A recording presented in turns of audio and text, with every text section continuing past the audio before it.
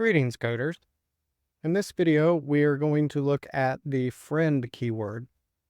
As we saw briefly in the prior video, we have a keyword for friend that allows access to private and protected members of a class if they're designated as a friend.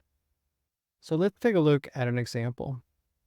We have a class rectangle with an int width and height. And we have the constructor where we're setting up the width and the height.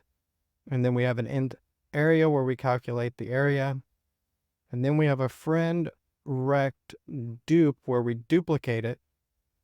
And it ends with a semicolon. Outside of the class, and notice we don't have any scope resolution operator here either, we define a return of rect dupe, and then we take in a rect parameter. And so we create a new rect, and then we set the res.height equal to the parameter passed in height times 2. And then we return res. Now in main, we have rect foo and rect foo bar, which is set at 2, 3. Now if we set foo equal to dupe of bar, foo is going to have the height and width of 4 and 6. And so when we calculate the foo area, it's going to return 24. Let's take a look at another example. In this example, we're going to use friend to enable access from one class to another class. If we look at rect, in this case, it looks the exact same as it did before, except we've added this convert method down below. And convert takes in a square, which is a different object. Now we'll define the class square. And square defines that it has a friend rect.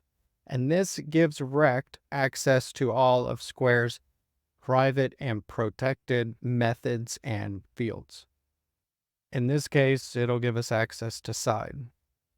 So square still has its own constructor. And then when we're defining rect convert, we have access to a.side inside of here so that we can do this conversion and result in setting the values of rect. And this is possible because square has named rect as a friend. As a result, we create a square that's got sides of 4, and then when we do the convert, the area would be 16 because we have set the width equal to 4 and the height equal to 4. And that's it for this video.